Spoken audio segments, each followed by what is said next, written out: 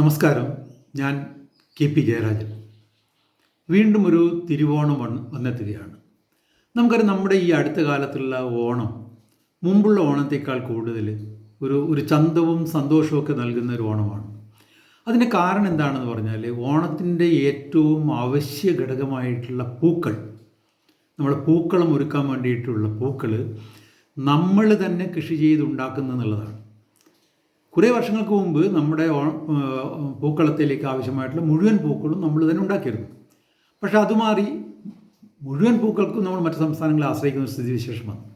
അതിൽ നിന്ന് മാറിയിട്ട് ഇപ്പോൾ എല്ലാവരും തന്നെ അവർക്കാവുന്ന രീതിയിൽ, അത് മുറ്റത്താകാം, ഗ്രോ ബാഗിലാകാം, ടെറസിലാകാം, ഇനി വിസ്തൃതമായിട്ടുള്ള കൃഷിയിടങ്ങളിലാകാം, എല്ലാവരും ചെറിയ രീതിയിലെങ്കിലും ചെണ്ടുമല്ലിയും വാടാമല്ലിയും മറ്റു പൂക്കളൊക്കെ കൃഷി ചെയ്യുന്ന വളരെ സന്തോഷകരമായിട്ടുള്ള ഒരു ഓണമാണ്. യഥാർത്ഥത്തിൽ മുമ്പൊക്കെ ഓണം എന്ന് പറഞ്ഞാൽ തിരുവോണത്തിന് 10 ദിവസം മുമ്പേ അത്തത്തിനായിരുന്നു തുടങ്ങിയത്. ഇപ്പോഴങ്ങനെയല്ല. അത്തത്തിന് ഒരു 65-70 ദിവസങ്ങൾക്ക് മുമ്പേ ഓണം തുടങ്ങുന്ന ഒരു സ്ഥിതിവിശേഷമാണ് നമ്മുടെ കേരളത്തിലുള്ളത്. അപ്പോൾ അതാ ഏറ്റവും സന്തോഷകരമായിട്ടൊരു കാര്യമാണ്. അപ്പോൾ ആ ഒരു സന്തോഷം പങ്കുവെക്കുക എന്നുള്ളതാണ് ഞാൻ പ്രധാനമായിട്ട് ഉദ്ദേശിക്കുന്നത്. സാമൂഹികമായിട്ടും സാംസ്കാരികമായിട്ടും അതുപോലെ തന്നെ ഭൂമിശാസ്ത്രപരമായിട്ടും കേരളത്തിൽ കിടക്കുന്ന അല്ലെങ്കിൽ കേരളത്തോട് കിടക്കുന്ന മാഹിയിലും ഞങ്ങൾ കഴിഞ്ഞ 3 വർഷമായിട്ട് മാഹിയിലെ കർഷക സംഘത്തിൻ്റെ ആഭിമുഖ്യത്തിൽ നല്ല രീതിയിൽ ചെണ്ടുമല്ലി കൃഷി ചെയ്യുകയാണ്. നല്ല രീതിയിൽ, വളരെ വിജയകരമായ രീതിയിൽ, സാമ്പത്തികമായിട്ടും നമ്മളുടെ മാനസികമായിട്ടുള്ള ഊർജത്തിൻ്റെ കാര്യത്തിലായി കഴിഞ്ഞാൽ എല്ലാത്തിലും വളരെ സന്തോഷകരമായ രീതിയിൽ നമ്മൾ ചെണ്ടുമല്ലി, വാടാമല്ലി അതുപോലെയുള്ള പൂക്കളൊക്കെ കൃഷി ചെയ്ത് വരികയാണ്. അപ്പോൾ ആ ഒരു അനുഭവം, അതിൽ നിന്ന് നേടിയ അറിവ് നിങ്ങളുമായിട്ട് പങ്കുവെക്കുക എന്നുള്ളതാണ് ഇന്നത്തെ ഈ വീഡിയോ കൊണ്ട് പ്രധാനമായിട്ട് ഉദ്ദേശിക്കുന്നത്. മാഹിയിലെ കർഷക സംഘത്തിൻ്റെ പ്രസിഡൻ്റായിട്ടുള്ള ശ്രീ കെ.പി. നൗഷാദും അതുപോലെ തന്നെ സെക്രട്ടറി ആയിട്ടുള്ള ശ്രീ C.T. വിജീഷിൻ്റെയും നേതൃത്വത്തിലാണ് പല കൃഷികളും ചെയ്തിട്ടുണ്ട്. അതായത് നമ്മൾ കാബേജ്, കോളിഫ്ലവർ, പിന്നെ മുളക്, വറ്റൽമുളക്, വലിയ രീതിയിൽ വറ്റൽമുളക്, വെള്ളരി, പിന്നെ പച്ചക്കറി, പലതരത്തിലുള്ള പച്ചക്കറി, ഇതൊക്കെ ചെയ്തതിന് ശേഷം ഓണത്തിനെ ലക്ഷ്യമാക്കിക്കൊണ്ട് പൂക്കൃഷി മാഹിയിൽ വലിയ രീതിയിൽ ചെയ്തു എന്നുള്ളതാണ് ഏറ്റവും വലിയൊരു സന്തോഷം. കാരണം പലർക്കും മാഹിയിൽ കൃഷി എന്നുള്ളൊരു ഒരു സംശയം ഉണ്ടാവില്ല. അതുകൊണ്ട് ഞാനത് സൂചിപ്പിക്കും. അപ്പോൾ അത് ചെയ്തപ്പോൾ ഉണ്ടാകുന്ന എല്ലാവരുടെയും ഒരു സന്തോഷം. കാരണം പ്രത്യേകിച്ച് സ്ഥിരമായിട്ട് പുറത്ത് പോയിട്ട് പൂക്കൾ വാങ്ങുന്ന ആളുകളൊക്കെ തന്നെ നമ്മളുടെ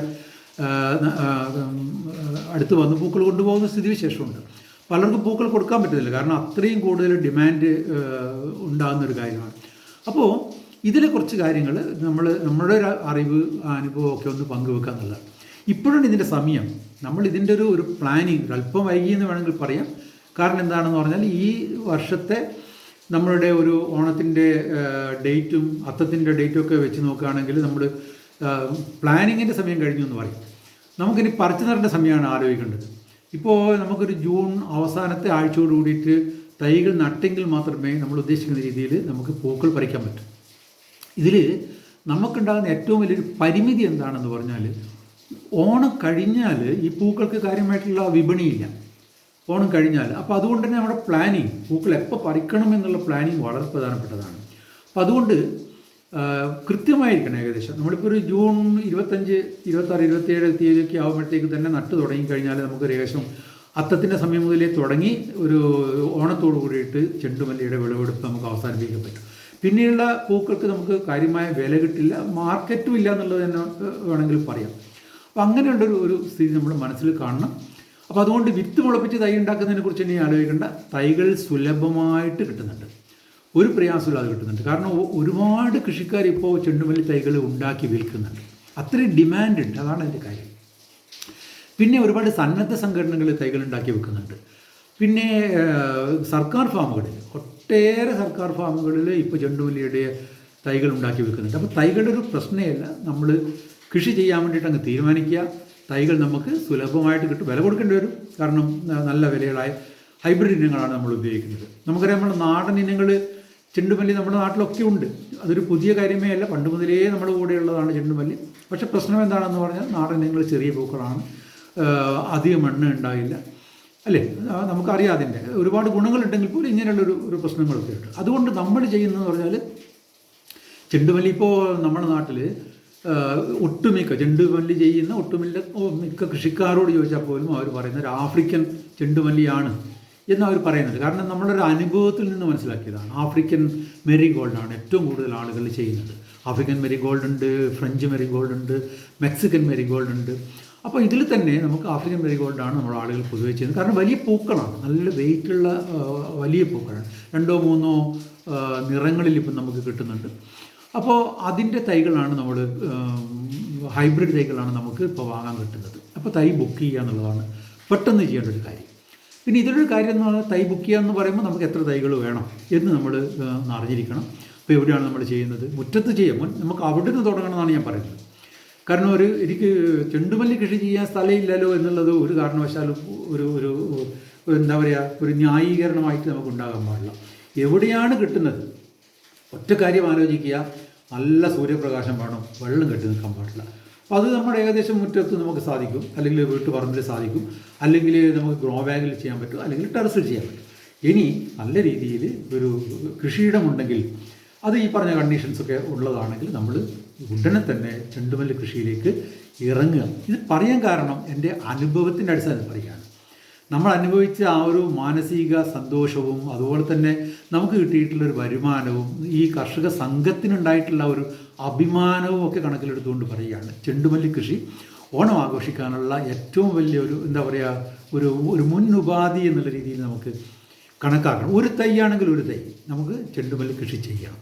അപ്പോൾ തൈയുടെ ഓർഡർ കൊടുക്കുമ്പോൾ എത്ര തൈ വേണം എന്നുള്ളതാണ് ഏറ്റവും പ്രധാനമായിട്ടുള്ള കാര്യം. ഇപ്പം നമുക്ക് ഏകദേശം ഒരു സെൻറ്റ് സ്ഥലത്തേക്ക് 200 തൈ വേണ്ടി വരും. അപ്പോൾ നമ്മൾ എത്ര സെൻറ്റ് സ്ഥലത്ത് ചെയ്യുന്നു, അല്ലെങ്കിൽ എത്ര ഗ്രോ ബാഗിൽ ചെയ്യുന്നു, ടെറസിൽ എത്ര സ്ഥലം, അങ്ങനെ തൈയിന് എണ്ണം കണക്കാക്കുക. എവിടെയാണ് തൈ കിട്ടുമെന്ന് നോക്കുക. ഇനി എവിടെയും കിട്ടിയില്ലെങ്കിൽ കൃഷിഭവനിൽ അന്വേഷിക്കുക, തീർച്ചയായിട്ടും അവർക്ക് തരാൻ പറ്റും. ഇനി കൃഷിഭവനിൽ ലഭ്യമല്ലെങ്കിൽ എവിടെ കിട്ടുമെന്നെങ്കിൽ അവർക്ക് കൃത്യമായിട്ട് പറയാൻ പറ്റും.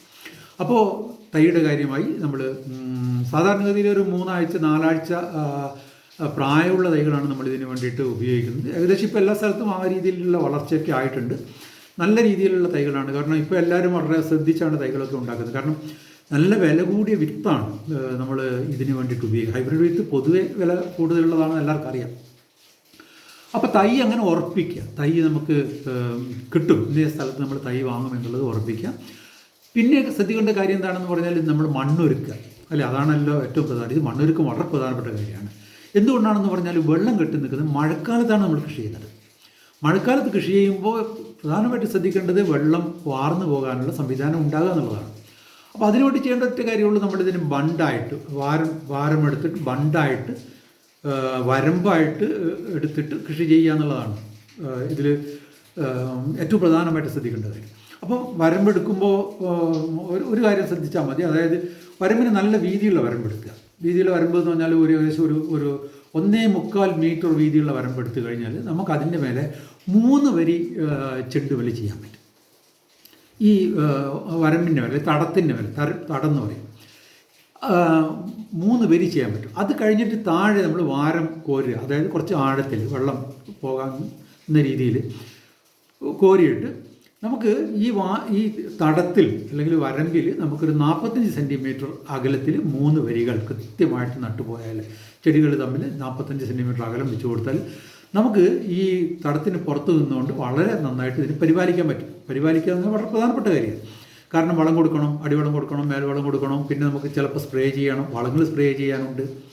അതുപോലെ തന്നെ ചിലപ്പോൾ കീടങ്ങളോ അല്ലെങ്കിൽ രോഗങ്ങളോ വന്നിട്ടുണ്ടെങ്കിൽ പരിപാലനം നടത്തണം, മണ്ണ് കൂട്ടി കൊടുക്കണം.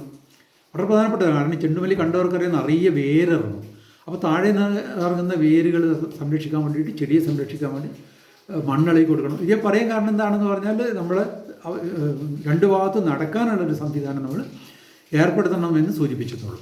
അപ്പോൾ അതാണൊരു കാര്യം. അതായത് മണ്ണ് നമ്മൾ ആ രീതിയിൽ പ്രിപ്പയർ ചെയ്യണം. പിന്നെയുള്ളൊരു കാര്യം എന്താണെന്ന് പറഞ്ഞാൽ നമ്മളെ ജൈവവളം, ജൈവവളത്തെക്കാൾ മുമ്പേ നിർബന്ധമായിട്ട് ആലോചിക്കേണ്ട ഒരു കാര്യം എന്താണെന്ന് പറഞ്ഞാൽ കുമ്മായം. ഈ ചെണ്ടുമല്ലി കൃഷി ചെയ്യുമ്പോൾ ഏറ്റവും വലിയൊരു പ്രശ്നം, പ്രത്യേകിച്ച് നമ്മൾ വലിയൊരു സ്ഥലത്തൊക്കെ കൃഷി ചെയ്യുമ്പോൾ ഉണ്ടാകുന്ന ഏറ്റവും വലിയൊരു പ്രശ്നം വാട്ടരോഗം, അഴുകൽ. നമുക്ക് അത് എപ്പോഴും വന്നിട്ടുണ്ട്. അപ്പോൾ അഴുകൽ വന്നു കഴിഞ്ഞാൽ, അഴുകൽ വന്നാൽ നമുക്ക് അതിനുള്ള എന്താ പറയുക, കുമിൾനാശിനികളൊക്കെ ഉണ്ടെങ്കിൽ പോലും വരാതിരിക്കാൻ വേണ്ടി നമ്മൾ ശ്രദ്ധിക്കണം. അപ്പോൾ അതിന് ഏറ്റവും പ്രധാനമായിട്ടൊരു കാര്യം എന്താണെന്ന്, അതിന് മാത്രമല്ല മറ്റു പല കാര്യങ്ങൾക്കും കുമ്മായം കൃത്യമായിട്ട് കൊടുക്കണം. കൃത്യമായിട്ട് കൊടുക്കുക എന്ന് പറഞ്ഞാൽ ഇപ്പോൾ കൊടുക്കണം. ഇന്ന് കൊടുക്കണം അല്ലെങ്കിൽ നാളെ കൊടുക്കണം. കാരണം എന്താണെന്ന് പറഞ്ഞാൽ ജൂൺ അവസാനത്തോടു കൂടിയിട്ട് നമ്മൾ ഇത് പറിച്ച് നടുകയാണെങ്കിൽ നമുക്കറിയാം ഏകദേശം എല്ലാ വിളകൾക്കും നമ്മൾ വളരെ നേരത്തെ തന്നെ ഇത് കൊടുക്കണം. കാരണം ഹ്രസ്വകാല ഇനങ്ങൾക്ക് നേരത്തെ തന്നെ കൊടുക്കണം. കാരണം മണ്ണിലത് കുമ്മായം പിടിക്കണം. ഒരു 10-15 ദിവസം മുമ്പേ നമ്മൾ കുമ്മായം കൊടുക്കാൻ വേണ്ടിയിട്ട് ശുപാർശ ചെയ്യുന്നുണ്ട്. അപ്പോൾ 15 ദിവസം എന്ന് പറഞ്ഞാൽ ഇപ്പോൾ ആയി. അതുകൊണ്ട് ഉടനെ തന്നെ ഇമ്മീഡിയറ്റ് ആയിട്ട് തന്നെ കുമ്മായം, അതായത് പൊടിക്കുമ്മായം അല്ലെങ്കിൽ ഡോളമേറ്റ് നമ്മൾ ചെയ്യാൻ വേണ്ടിയിട്ടുള്ള പണി ചെയ്യാം. ബാക്കി കാര്യങ്ങളൊക്കെ പിന്നെ ചെയ്യാം. നമുക്ക് ഡോളമേറ്റ് ഇട്ടിട്ട് മണ്ണൊന്ന് ഇളക്കി അവിടെ വെച്ച് കഴിഞ്ഞ് നമുക്ക് ബാക്കി തടമെടുക്കുന്ന വാരം കോരുന്നതൊക്കെ അതിന് കണക്കായിട്ട് ചെയ്താൽ മതി. പക്ഷേ ഈ പ്രവർത്തനം ഇമ്മീഡിയറ്റ് ആയിട്ട് ചെയ്യുക. അതായത് കുമ്മായം അല്ലെങ്കിൽ ഡോളമേറ്റ് 1 സെൻറ്റിൽ 2 മുതൽ 3 കിലോ 2 മുതൽ 3 കിലോ കുമ്മായം നമ്മൾ ചെയ്യണം, നിർബന്ധമായിട്ട് ചെയ്യണം. അപ്പോൾ അതൊരു കാര്യം ഒന്ന് ചെയ്യാം. പിന്നെയുള്ളത് ജൈവവളമാണ്. ജൈവവളം നമുക്ക് ഏത് ജൈവവളവും ചെയ്യാം. പശുവിൻ്റെ കാലിത്തൊഴുത്തിലെ വളം ചെയ്യാം. പശുവിൻ്റെ ചാണകം തണലത്തുണക്കിയത് നല്ല ഒന്നാന്തര ജൈവവളമാണ്. കമ്പോസ്റ്റ് ഒന്നാന്തര ജൈവവളമാണ്. കമ്പോസ്റ്റ് എന്ന് പറയുമ്പോൾ ഒരു കാരണവശാലും വളക്കടയിൽ നിന്ന് വാങ്ങിയ കമ്പോസ്റ്റ് ആകരുത് എന്നേ ഞാൻ പറയും. 2 കാരണമാണ്. ആ കമ്പോസ്റ്റ് ഗുണമില്ലാത്ത കമ്പോസ്റ്റാണ്, ദോഷമുള്ള കമ്പോസ്റ്റാണ്. അതിനേക്കാൾ ഉപരി നമ്മൾ വലിയ വില കൊടുത്ത് വാങ്ങുന്ന കമ്പോസ്റ്റാണ്. അപ്പോൾ കഴിയുന്നതും നമ്മൾ കമ്പോസ്റ്റ് അല്ലെങ്കിൽ നമുക്ക് നമ്മുടെ പരിസരങ്ങൾ അറിയാവുന്ന സ്ഥലങ്ങളിൽ നിന്ന് സംഘടിപ്പിക്കുന്ന കമ്പോസ്റ്റ് വാങ്ങി ഉപയോഗിക്കാം. പിന്നെ കോഴിവളം പോലെ വളങ്ങൾ നമ്മൾ ഉപയോഗിക്കുമ്പോൾ ശ്രദ്ധിക്കണം. അതിൽ ഈ പോഷകാംശത്തിൻ്റെ അളവ്, ഈ നൈട്രജൻ്റെ ഒക്കെ അളവ് വളരെ കൂടുതലാണ്. പിന്നെ വളരെ ഫാസ്റ്റായിട്ടാണ് അതിൻ്റെ റിലീസ്, നൈട്രജൻ്റെ റിലീസ്. അപ്പോൾ ചെടികൾ വാടിപ്പോകാനുള്ള സാധ്യതയുണ്ട്. അപ്പോൾ അങ്ങനെ അല്ലാത്ത എല്ലാ ജൈവവളവും നമുക്ക് ഉപയോഗിക്കും. അപ്പോൾ ജൈവവളം ഉപയോഗിക്കാമെന്ന് പറഞ്ഞാൽ ഇപ്പോൾ ഏകദേശം 1 സെൻറ്റിന് ഒരു 80 കിലോ 100 കിലോ ഒക്കെ നമുക്ക് ജൈവവളം ചെയ്യണം. അതിൻ്റെ അത് പിശുക്ക് കാണിക്കേണ്ട കാര്യമില്ല. ജൈവവളം ഒരു അത്യാവശ്യമായിട്ടുള്ളൊരു കാര്യമാണ്.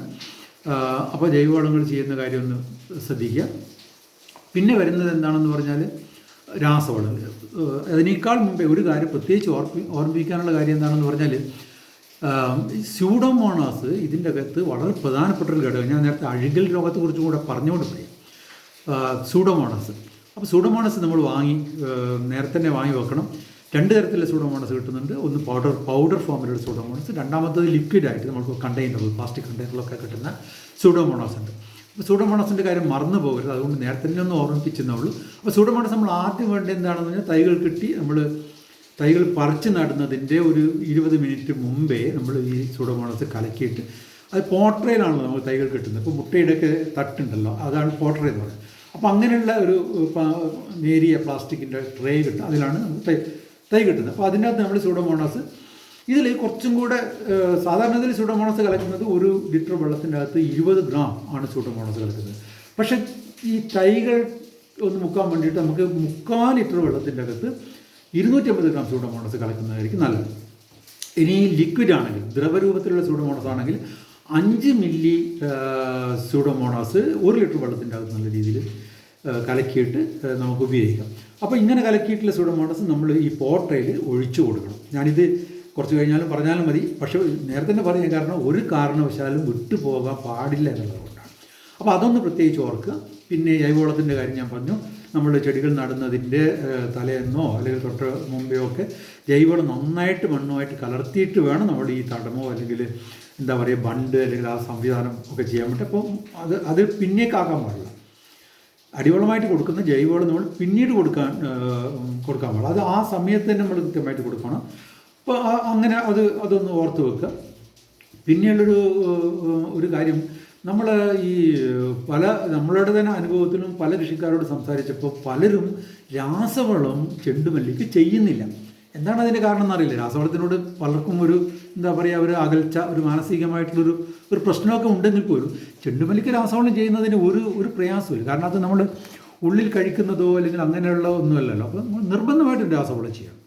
കാരണം രാസവളത്തിൻ്റെ ഗുണഫലങ്ങളൊക്കെ ഇതിനു മുമ്പേ തന്നെ ഒരുപാട് നമ്മൾ അനുഭവങ്ങളിലൂടെ അറിഞ്ഞിട്ടുള്ളതാണ്.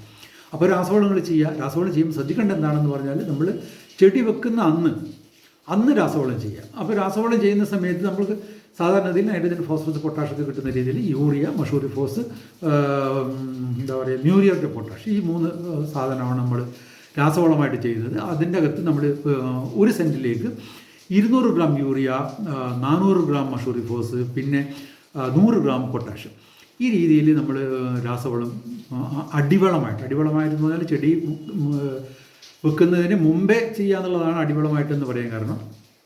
പിന്നെ ഒരു കാര്യം പറയുന്നത് എന്താണെന്ന് പറഞ്ഞാൽ ചെടി വെക്കുന്നതിന് മുമ്പേ എന്നൊക്കെ പറഞ്ഞാലും ചിലപ്പോൾ നമുക്ക് കാലാവസ്ഥാ ഘടകങ്ങൾ അനുകൂലമായിരിക്കില്ല, ചിലപ്പോൾ വളക്കടയെ തുറന്നിട്ടുണ്ടാവില്ല, അല്ലെ അങ്ങനെയൊക്കെ വരാമല്ലോ. അങ്ങനെ വരികയാണെങ്കിൽ പിന്നെ ചെയ്യാം. ഒരാഴ്ചൻ്റെ ഉള്ളിലോ 10 ദിവസത്തിനുള്ളിലോ എങ്കിലും നമ്മൾ രാസവളം ചെയ്ത് സ്കിപ്പ് ചെയ്യാൻ പാടില്ല. എനിക്ക് വളക്കടയിൽ പോകാൻ സമയം കിട്ടിയില്ല എന്ന് പറഞ്ഞിട്ട് അത് എന്തിലായി കഴിഞ്ഞാൽ രാസവളം സ്കിപ്പ് ചെയ്യുന്ന ഒരു സ്ഥിതി ഉണ്ടാകാൻ പാടില്ല. അപ്പോൾ രാസവളം ചെയ്യാം. അതിനുശേഷം നമ്മൾ ചെടി വെക്കുക. ഇപ്പോൾ ചെടി വെക്കുന്ന അകലം ഞാൻ പറഞ്ഞു 45 സെൻറ്റിമീറ്റർ അകലത്തിൽ ചെടി വെക്കുക. അപ്പോൾ അതാണ് മറ്റൊരു കാര്യം ശ്രദ്ധിക്കാനുള്ളത്. പിന്നെ എന്താണെന്ന് പറഞ്ഞാൽ സ്യൂഡോമോണാസ് ഞാൻ നേരത്തെ സൂചിപ്പിച്ചു, വളരെ പ്രധാനപ്പെട്ടതാണ്. അത് ഇടയ്ക്കിടയ്ക്ക് നമ്മൾ കീശയിൽ വെച്ച് നടക്കുക എന്നുള്ള രീതിയിലൊന്ന് ഓർത്താൽ മതി. ഇടയ്ക്കിടയ്ക്ക് ഒരു 10-12 ദിവസം കൂടുമ്പോൾ സ്യൂഡോമോണാസ് ഒന്ന് തളിച്ചു കൊടുക്കുക. 20 ഗ്രാം സ്യൂഡോമോണാസ് 1 ലിറ്റർ വെള്ളത്തിൽ കലക്കിയിട്ട് അതൊന്ന് സെറ്റിൽ ചെയ്യാൻ വേണ്ടിയിട്ട് വെക്കണം. അതായത് ഒരു അരമണിക്കൂർ 1 മണിക്കൂർ സ്യൂഡോമോണാസ് ഒന്ന് വെച്ചിരിക്കുക. കാരണം എന്താണെന്ന് പറഞ്ഞാൽ പല സ്യൂഡോമോണാസിൻ്റെയും ഈ ടാൽക്ക് അല്ലെങ്കിൽ അതിൻ്റെ പൗഡർ ഉണ്ടല്ലോ, ആ പൗഡർ ചില ഇലകളിൽ വീണ് കഴിഞ്ഞാൽ അത് ചില പ്രശ്നങ്ങൾ ഉണ്ടാക്കുന്നുണ്ട്. അപ്പോൾ അത് ഉണ്ടാകാതിരിക്കാൻ വേണ്ടി പറഞ്ഞെന്നുള്ളൂ. എന്നിട്ട് അതിനെ തെളിവെള്ളം എടുത്തിട്ട് തളിക്കുക. അത് 20 ഗ്രാം 1 ലിറ്റർ വെള്ളത്തിലാണ് കലക്കേണ്ടത്. ഇനി നമ്മൾ ദ്രവരൂപത്തിലുള്ളതാണെങ്കിൽ 5 മില്ലി സ്യൂഡോമോണാസ് 1 ലിറ്റർ വെള്ളത്തിൽ നല്ല രീതിയിൽ കലക്കിയിട്ട് നമുക്ക് ചെടി കൊഴിക്കുന്നതായി കഴിഞ്ഞാലും തളിക്കുന്നതായി കഴിഞ്ഞാൽ, അപ്പോൾ അത് മറന്നു പോകാൻ പാടില്ല. കൃത്യമായിട്ട് ആ കാര്യത്തിൽ ചെയ്യാം. പിന്നെ മറ്റൊരു കാര്യം ശ്രദ്ധിക്കേണ്ടത് എന്താണെന്ന് പറഞ്ഞാൽ 19-19-19 എന്നൊരു വളമുണ്ട്. ഈ ചെണ്ടുമല്ലിക്ക് വളരെ ഫലപ്രദമായിട്ടുള്ളൊരു വളമാണ്. അപ്പോൾ നമ്മളത് ഉപയോഗിച്ച് എന്താണെന്ന് പറഞ്ഞാൽ 19-19-19 ബൂൺ ഹാർവെസ്റ്റ് എന്ന് പറഞ്ഞിട്ടുള്ളൊരു വളമുണ്ട്. ബൂൺ ഹാർവെസ്റ്റിൻ്റെ പ്രത്യേകത എന്താണെന്ന് പറഞ്ഞാൽ ഈ 19-19-19 നൈട്രജൻ, ഫോസ്ഫറസ്, പൊട്ടാഷ് പ്രധാന സസ്യ പോഷകാംശങ്ങളാണ്, അല്ലെങ്കിൽ മൂലകങ്ങളാണ്. അതിന് പുറമെ സിങ്ക്, ബോറോൺ, പിന്നെ അയൺ, മോളിബ്ഡിനം, മാംഗനീസ്, അങ്ങനെ ചെടികൾക്ക് വളരെ വളരെ പ്രധാനപ്പെട്ട ചെടിയുടെ വളർച്ചയ്ക്കും രോഗപ്രതിരോധത്തിനും ഒക്കെ തന്നെ സഹായിക്കുന്ന സൂക്ഷ്മ പോഷകാംശങ്ങൾ ഈ 19-19-19 ബൂൺ ഹാർവെസ്റ്റ് എന്ന് പറയുന്ന വളത്തിൽ കിട്ടുന്നുണ്ട്. 19-19-19 ബൂൺ ഹാർവെസ്റ്റ് ഇത് വളക്കടയിൽ കിട്ടുന്നുണ്ട്. ഇനി അഥവാ വളക്കടയിൽ കിട്ടുന്നില്ലെങ്കിൽ നമ്മുടെ ആമസോണിൽ അല്ലെങ്കിൽ അത് ഫ്ലിപ്കാർട്ടിൽ പോലെ ഓൺലൈനിൽ നമുക്ക് വാങ്ങാൻ പറ്റും. വളരെ നല്ലതാണ്. ഒരു 10 ദിവസത്തെ ഗ്യാപ്പിൽ നിർബന്ധമായിട്ടും ചെയ്യാൻ മറന്നു പോകാൻ പാടില്ല. പിന്നെ ശ്രദ്ധിക്കേണ്ട കാര്യം, നമ്മൾ രാസവളം അടിവളമായിട്ട് കൊടുത്തതുപോലെ തന്നെ രണ്ടാമതൊന്നുകൂടെ കൊടുക്കണം, മേൽവളമായിട്ട് കൊടുക്കണം. പക്ഷേ മഷൂരിഫോസ് അന്നേരം ഒഴിവാക്കാൻ വേണ്ടി ശ്രദ്ധിക്കുക. യൂറിയ കൊടുക്കുക. പിന്നെ യൂറിയ ഒരു 200 ഗ്രാം യൂറിയയും 100 ഗ്രാം പൊട്ടാഷും 1 സെൻറ്റിൽ എന്നുള്ള രീതിയിൽ നമ്മൾ രണ്ടാമത് രാസവളം കൊടുക്കുക. അത് മറന്നു പോകാൻ പാടില്ല. പിന്നെ കുറച്ചും കൂടെ ജൈവവളം കൂടെ കൊടുത്തിട്ട്, രാസവളം കൊടുത്തതിന് മുമ്പേ കൊടുത്തിട്ട് മണ്ണൊന്ന് കൂട്ടിക്കൊടുക്കുക. വളരെ പ്രധാനപ്പെട്ട ഒരു കാര്യമാണ് മണ്ണ് കൂട്ടിക്കൊടുക്കണം. മണ്ണ് കൂട്ടിക്കൊടുക്കുക എന്ന് പറഞ്ഞാൽ നമുക്കറിയാം, നമ്മളെ ചെണ്ടുമല്ലി നമ്മുടെ വീട്ടുമുറ്റത്ത് വളർന്ന ചെടിയാണല്ലോ. അപ്പോൾ ഇതിന് വേരിറങ്ങുന്നൊരു സ്വഭാവമുണ്ട്. താഴെ നിന്നൊക്കെ ഒരുപാട് വേരിറങ്ങാനുള്ള സാധ്യതയുണ്ട്. അപ്പോൾ അതുകൊണ്ടും രണ്ടാമത് എളുപ്പം വീണു പോകാനുള്ള സാധ്യതയുണ്ട്, പ്രത്യേകിച്ച് നല്ല വെയിറ്റുള്ള പൂക്കളുണ്ടാകുന്നത്. അപ്പോൾ അതുകൊണ്ട് മണ്ണ് കൂട്ടിക്കൊടുക്കുക വളരെ പ്രധാനപ്പെട്ട ഒരു കാര്യമാണ്. പിന്നെ മറ്റൊരു കാര്യം എന്താണെന്ന് പറഞ്ഞാൽ നമ്മൾ നുള്ളി കൊടുക്കുക എന്ന് പറയുന്ന പ്രയോഗം ശരിയല്ല. കാരണം നുള്ളാൻ പാടില്ല എന്ന് പറഞ്ഞാൽ കൈ കൊണ്ട് നുള്ളാൻ പാടില്ല. നമ്മൾ കഴിയുന്നത് സിസർ കൊണ്ടോ അല്ലെങ്കിൽ നല്ല എന്താ പറയുക മൂർച്ചയുള്ള കത്രിക കൊണ്ട് മുറിച്ച് മാറ്റുക എന്ന് പറഞ്ഞാൽ ചെടിയുടെ ഏറ്റവും മേലെ നിന്ന് 1 ഇഞ്ചോളം താഴെ വെച്ച് മുറിച്ച് മാറ്റുക. ഇങ്ങനെ മുറിച്ച് മാറ്റുമ്പോൾ അതിനുണ്ടാകുന്ന ശിഖരങ്ങളിലൊക്കെ തന്നെ പൂക്കളുണ്ടാവും, തറിയ പൂക്കളുണ്ടാവും. ആ പൂക്കൾ നമ്മുടെ മൊത്തം ഉൽപ്പാദനത്തെ നമുക്ക് അനുകൂലമായിട്ട് ബാധിക്കും. അപ്പോൾ നുള്ളി കൊടുക്കുക എന്നുള്ളത് ഞാനൊരു പ്രയോഗം മാത്രമാണ്. പക്ഷേ അത് കട്ട് ചെയ്ത് കളയാം. 1 ഇഞ്ച് താഴെ വെച്ചിട്ട് കൃത്യമായിട്ട് കട്ട് ചെയ്ത് കളയാം. അപ്പോൾ കട്ട് ചെയ്ത് കളയുമ്പോൾ നമുക്ക് ചിലപ്പോൾ എന്തെങ്കിലും ഒരു അസുഖം വരാൻ സാധ്യത ഉണ്ടാകും. ചില സ്ഥലത്തെങ്കിലും അങ്ങനെ കാണാം. പ്രത്യേകിച്ച് വാട്ടറൊക്കെ സ്ഥിരമായിട്ട് വരുന്ന സംശയിക്കും. അപ്പോൾ ഇൻഡോഫിൽ എന്നുള്ളൊരു കുമിൾനാശിനിയുണ്ട്. പിന്നെ നേരിയ വിഷാംശം അത്രയൊന്നും ഇല്ലാത്ത ഏതെങ്കിലും ഒരു കീടനാശിനിയും കൂടെ കലർത്തിയിട്ട് നമുക്ക് തളിച്ചു കൊടുക്കാം വേണമെങ്കിൽ. അപ്പോൾ ഇതാണ് നുള്ളലുമായിട്ട് ബന്ധപ്പെട്ടിട്ടുള്ളത്. പിന്നെ ചില ആൾക്കാർ 40 ദിവസം കഴിഞ്ഞ് 45 ദിവസം കഴിഞ്ഞിട്ട് നുള്ളുന്നു എന്നൊക്കെ പറയുന്നുണ്ട്. അത് എന്തായാലും അത്ര നല്ലതായിട്ട് തോന്നുന്നില്ല. അതുകൊണ്ട് അത് വേണ്ട. നമ്മൾ ഒരു തവണയെങ്കിലും നുള്ളി കൊടുത്തു കഴിഞ്ഞാൽ അത്രയും ബ്രാഞ്ചസ് നമ്മുടെ ശിഖരങ്ങളുണ്ടാവും, പൂക്കളുണ്ടാവും. അതുകൊണ്ട് അത് ചെയ്യാം. അങ്ങനെയുള്ള കാര്യങ്ങളേ ഉള്ളൂ. അപ്പം സ്യൂഡോമോണസ് റിപ്പീറ്റ് ചെയ്ത് ചെയ്യാം. 19-19-19 ബൂൺ ഹാർവെസ്റ്റ് റിപ്പീറ്റ് ചെയ്ത് ചെയ്യാം. ഒരു 12 ദിവസം 10 ദിവസത്തെ ഒരു ഗ്യാപ്പിൽ ഇങ്ങനെ മാറി മാറി ചെയ്തുകൊണ്ടിരിക്കാം. പിന്നെ അടിവളം നമ്മൾ കൊടുത്തു. പിന്നെ മേൽവളം, രണ്ടാമത് ജൈവവളം, കുറച്ച് ജൈവവളവും രാസവളവും മേൽവളമായിട്ട് കൊടുക്കുക. അപ്പോൾ ഇത്രയൊക്കെ കാര്യങ്ങളെ വേണ്ടു. അത് നമുക്ക് ഒരു പ്രയാസം ഉണ്ടാക്കുന്ന കാര്യമല്ല. പിന്നെ വരുന്നത് എന്താണെന്ന് പറഞ്ഞാൽ ഈ ചെടികളുടെ വെയിറ്റ്, നല്ല വെയിറ്റ് ഉണ്ട്. കാരണം പൂക്കൾ അത്രയും നല്ല സ്ട്രോങ് പൂക്കളാണ്, നല്ല വെയിറ്റുള്ള പൂക്കളാണ്. അപ്പോൾ അതുകൊണ്ട് തന്നെ ചെടികൾ ഉലഞ്ഞു പോകാനുള്ള സാധ്യതയുണ്ട്, വീണ് പോകാനുള്ള സാധ്യതയുണ്ട്. അപ്പോൾ നമ്മൾ അത് കെട്ടിവെക്കുക എന്നുള്ളത് വളരെ പ്രധാനപ്പെട്ട കാര്യമാണ്. കാരണം ഓരോ പൂവിനും വലിയ വിലയാണ്. അതുകൊണ്ട് നമ്മൾ എങ്ങനെയാണ്, ഏതൊക്കെ രീതിയിലാണ് സാധിക്കുക ആ രീതിയിൽ കമ്പ് കുത്തി കയർ കെട്ടുക. ഞാനൊരു സ്ഥലത്ത് പോയപ്പോൾ ഒരു ചെടിക്ക് ചുറ്റും അയാൾ 4 വടി, ഒരു ചെടിക്കാണ് ഞാൻ പറയുന്നത്, ഒരു ചെടിക്ക് ചുറ്റും 4 വടി കുത്തിയിട്ട് കെട്ടി വെച്ചിട്ടുണ്ട്. അപ്പോൾ അത്രയും സംരക്ഷണം നമ്മുടെ ഈ ബ്ലാക്ക് കാറ്റ്സിനൊക്കെ വെക്കുന്ന പോലുള്ള സംരക്ഷണം കൊടുത്തിട്ടുണ്ട്. അപ്പോൾ അതൊരു പ്രധാനപ്പെട്ട കാര്യമാണ്, നമ്മൾ മനസ്സിൽ നിന്ന് ഓർത്ത് വെക്കേണ്ട കാര്യമാണ്. പിന്നെ കീടങ്ങളും രോഗങ്ങളൊന്നും അങ്ങനെ അത്ര കാര്യമായിട്ടൊന്നും ഇതിനകത്ത് വരാനുള്ള സാധ്യതയില്ല. പിന്നെ എൻ്റെ ഇടയ്ക്ക് എന്നോട് ഒരു കാര്യം ഞാൻ ഓർക്കുന്നത്, ഈ 19 ഞാൻ അളവ് പറഞ്ഞൊന്നും എനിക്കറിയില്ല. 19 ബോൺ ഹാർവെസ്റ്റ് 5 ഗ്രാം ഒരു ലിറ്റർ വെള്ളത്തിലാണ് തളിക്കേണ്ടത്. നന്നായിട്ട് തളിക്കുക. അത് എന്നിട്ട് ഈ പറഞ്ഞ രീതിയിൽ ഒരു കൃത്യമായിട്ടുള്ള ഇൻ്റർവെൽ ചെയ്തുകൊണ്ടിരിക്കും. കീടങ്ങളും രോഗങ്ങളും കാര്യമായിട്ടൊന്നും വരാൻ സാധ്യതയില്ല. അത്യാവശ്യമൊക്കെ വരും, കാരണം കാലാവസ്ഥ അങ്ങനെയാണല്ലോ. അതുകൊണ്ട് കുമിൾ രോഗങ്ങൾ വരാൻ സാധ്യതയുണ്ട്. പിന്നെ ഞാനൊരു കാര്യം പറയാൻ വിട്ടുപോയെന്നാണെന്ന് പറഞ്ഞാൽ, ഈ ചാണകം, പച്ച ചാണകം നന്നായിട്ട് കലക്കിയിട്ട്, പച്ച ചാണകം നന്നായിട്ട് കലക്കിയിട്ട് തെളിവെള്ളം, അതിൻ്റെ തെളിവെള്ളം 1 ലിറ്റർ തെളിവെള്ളം എടുത്തിട്ട് അത് നമുക്ക് സ്പ്രേ ചെയ്ത് കൊടുക്കാൻ വേണ്ടിയിട്ട് സാധിക്കും.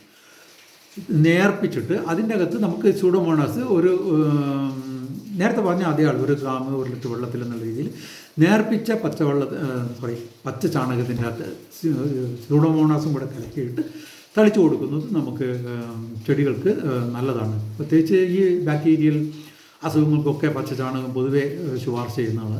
അപ്പോൾ അങ്ങനെയുള്ള അസുഖങ്ങളൊക്കെ കാണുകയാണെങ്കിൽ നമുക്കിത് ചെയ്യാൻ പറ്റുന്നത്. തലേന്ന് വെള്ളത്തിലിട്ട് വെക്കുന്നത് നല്ലതാണ്. നന്നായിട്ട് ഇളക്കുക, എന്നിട്ട് നേർപ്പിക്കുക. അത് വളരെ വളരെ അധികം പ്രയോജനം ചെയ്യുന്ന ഒരു വസ്തുവാണ്, ഒരു ലായനിയാണ്. അപ്പോൾ അതിൻ്റെ അകത്ത് പച്ചച്ചാണകം വെള്ളത്തിൽ കലക്കുക, അതിനകത്ത് സൂഡോമോണാസ് കലക്കുക, നേർപ്പിച്ചിട്ട് തളിച്ചു കൊടുക്കുക എന്നുള്ളത് നമുക്ക് ചെയ്യാൻ പറ്റുന്ന കാര്യമാണ്. പിന്നെ അത്യാവശ്യം ഇങ്ങനെ കീടങ്ങളൊക്കെ വരികയാണെങ്കിൽ നമുക്ക് ജൈവ കീടനാശിനികൾ തന്നെ നമുക്ക് തളിച്ച് നോക്കാം. ഇനി ജൈവ കീടനാശിനി പറ്റില്ലെങ്കിൽ പൂക്കളൊക്കെ ഉണ്ടാകുന്നതിന് മുമ്പേ ആണെങ്കിൽ അത്യാവശ്യം വരികയാണെങ്കിൽ നമുക്ക് കീടനാശിനികൾ ഉപയോഗിക്കുന്നതിന് കുഴപ്പമില്ല. പിന്നെ പൂക്കളൊക്കെ വന്നു കഴിഞ്ഞാൽ അല്ലെങ്കിൽ വരാനായി മുട്ടയ്ക്ക് ആവുമ്പോൾ രാസവളം കീടനാശിനി ചെയ്യുമ്പോൾ സ്വാഭാവികമായിട്ട് കൈകാര്യം ചെയ്യുന്ന ആളുകൾക്ക് അതിൻ്റെ ബുദ്ധിമുട്ട് വരും. അപ്പോൾ കീടനാശിനികൾ പരമാവധി ഒഴിവാക്കുക. ആദ്യഘട്ടത്തിലൊക്കെ ആണെങ്കിൽ അത് നമുക്ക് അവസാനമാകുമ്പോഴത്തേക്ക് കീടനാശിനിയുടെ അംശമൊന്നും ഉണ്ടാവില്ല. ഏറ്റവും വീര്യം കുറഞ്ഞ് നമുക്ക് തളിക്കാൻ പറ്റുന്ന രീതിയിലുള്ള ഏത് കീടമാണ്, ആ കീടത്തിൻ്റെ പ്രവർത്തന രീതി ഏതാണ്, ചെടിയുടെ വളർച്ചാഘട്ടം ഏതാണെന്നൊക്കെ നോക്കിയിട്ട് കഴിയുന്നതും നമ്മളുടെ ജൈവ കീടനാശിനികൾ, ബോട്ടാണിക്കൽ ഇൻസെക്ടിസൈഡ്സ് ഉണ്ടല്ലോ, അത് തളിക്കുന്നതായിരിക്കും ഏറ്റവും നല്ലത്. ഏറ്റവും കാരണം നമ്മുടെ ഒരു രീതി അങ്ങനെയാണല്ലോ അല്ലേ, നമ്മുടെ പ്രകൃതിയും പരിസ്ഥിതിയൊക്കെ സംരക്ഷിച്ചു കൊണ്ടുപോകുന്നുണ്ട്. അപ്പോൾ കഴിയുന്നതും രാസകീടനാശിനികൾ ഒഴിവാക്കുക. തമിഴ്നാട്ടിൽ നിന്നൊക്കെ വരുന്നത് കൂടിയ ഇനം രാസകീടനാശിനികൾ ഉപയോഗിച്ചുള്ള സാധനമാണ്. ഈ കൈക്ക് അസുഖങ്ങൾ വന്ന ആൾക്കാരുണ്ട്, ചെണ്ടുമല്ലി ഉപയോഗിച്ചിട്ട് കൈക്ക് അസുഖങ്ങൾ വന്ന ആൾക്കാരൊക്കെ നമ്മുടെ നാട്ടിലുണ്ട്. അപ്പോൾ പൂക്കൾ വിറ്റ ആൾക്കാർ.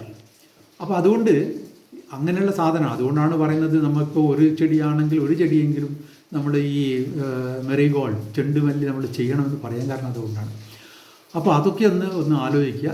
വളരെ ലളിതമാണ്. കുറച്ച് പ്രധാനപ്പെട്ട കാര്യങ്ങൾ ഞാൻ പറഞ്ഞു. കാരണം നമ്മളൊരു ചെറിയൊരു സമയമായതുകൊണ്ട് നമുക്ക് ഒരുപാട് സമയം എടുത്തിട്ടൊന്നും പറയാൻ പറ്റില്ല. എനിക്കൊന്ന് ഞാൻ ഏകദേശം പ്രധാനപ്പെട്ട കാര്യങ്ങളൊക്കെ പറഞ്ഞിട്ടുണ്ട്. ഒന്നുകൂടി ആവർത്തിക്കുന്നത് എന്താണെന്ന് പറഞ്ഞാൽ, ജൈവവളം നന്നായിട്ട് ചെയ്യണം. ഈ പറഞ്ഞ അളവിൽ തന്നെ നമ്മൾ ജൈവവളം ചെയ്യണം, നല്ല ജൈവവളം ചെയ്യണം. രാസവളങ്ങൾ ചെയ്യാൻ പാടില്ല, ഒരു കാരണവശാലും മടിക്കാൻ പാടില്ല. രാസവളം 2 തവണയായിട്ട് ചെയ്യണം. സൂഡോമോണസ് കൃത്യമായിട്ട് ഉപയോഗിച്ചുകൊണ്ടിരിക്കണം, കൃത്യമായി ഇടവേളകളിൽ ഉപയോഗിച്ചുകൊണ്ടിരിക്കണം. 19 ബോൺ ഹാർവെസ്റ്റ് 5 ഗ്രാം 1 ലിറ്റർ വെള്ളത്തിൽ എന്നുള്ളതിൽ തളിച്ചുകൊണ്ടിരിക്കണം. പിന്നെ മണ്ണ് കയറ്റി കൊടുക്കണം. പിന്നെ നുള്ളണം. ചെടിയുടെ അഗ്രഭാഗത്തു നിന്ന് ഒരു ഇഞ്ച് താഴെ വെച്ചിട്ട് നമ്മളൊന്ന് നിപ്പ് ചെയ്ത് വിടണം. പിഞ്ചിങ് എന്ന് പറയുന്നത് നുള്ളി കളയാം. അത്യാവശ്യം വേണമെങ്കിൽ നമുക്ക് കുമിൾനാശിനി വേണമെങ്കിൽ തളിച്ചു കൊടുക്കാം. അപ്പോൾ അത്രയൊക്കെ ഉള്ളൂ. ഇത്രയും നിങ്ങൾ ചെയ്യുകയാണെങ്കിലും നിങ്ങളുടെ ഓണം തിരുവോണമായിട്ട് മാറ്റാൻ പറ്റുന്ന കാര്യത്തിൽ യാതൊരു സംശയമില്ല. കാരണം എന്താണെന്ന് പറഞ്ഞാൽ, അങ്ങനെയാണ് നമ്മൾ ആ ഓണം ആഘോഷിക്കേണ്ടത്. നമ്മുടെ തൊടിയിൽ നമ്മുടെ കൃഷിയിടത്തിൽ നിന്ന് പറിച്ചെടുക്കുന്ന പൂക്കൾ കൊണ്ടാകണമെന്നാണ് ഇനിയുള്ള കാലത്തെങ്കിലും നമ്മളുടെ ഓണം. അതൊരു വലിയ മാറ്റമാണ്, വലിയൊരു വിപ്ലവമാണ്. ഇപ്പോൾ ഈ നമ്മുടെ ഈ റോഡിലൂടെയൊക്കെ നമ്മൾ ഓണത്തിന് തൊട്ട് മുമ്പേ പോവുകയാണെങ്കിൽ എത്ര സ്ഥലത്താണെന്നറിയാം ഈ ചെണ്ടുമല്ലി തോട്ടങ്ങൾ കാണുന്നത്. അതിലും വലിയ സന്തോഷവും ഒന്നും ഓണത്തിന് തരാനില്ല. ഇതാണ് ഏറ്റവും വലിയ സന്തോഷം. അപ്പോൾ എല്ലാവരും ഈ രീതിയിൽ ഉള്ള ഒരു ഓണം ഈ വർഷം ഇതിനു മുമ്പേ ചെയ്തവർ തീർച്ചയായിട്ടും അങ്ങനെ തുടരുക. അല്ലാത്തവർ ഈ വർഷം മുതൽ നമ്മളുടെ ഓണം സ്വന്തം ചെണ്ടുമല്ലിയും വടാമല്ലിയും പിന്നെ മറ്റെന്തൊക്കെ പൂക്കൾ ഉണ്ടാക്കാൻ പറ്റും അതൊക്കെ ഉണ്ടാക്കിക്കൊണ്ടാവട്ടെ എന്ന് ആശംസിച്ചുകൊണ്ട്, പ്രത്യേകിച്ച് മാഹി കർഷക സംഘത്തിൻ്റെ എല്ലാവിധ ആശംസകളും എല്ലാവർക്കും, ഇത് കേൾക്കുന്ന മുഴുവൻ കർഷകർക്കും ആശംസിച്ചുകൊണ്ട് നന്ദി, നമസ്കാരം.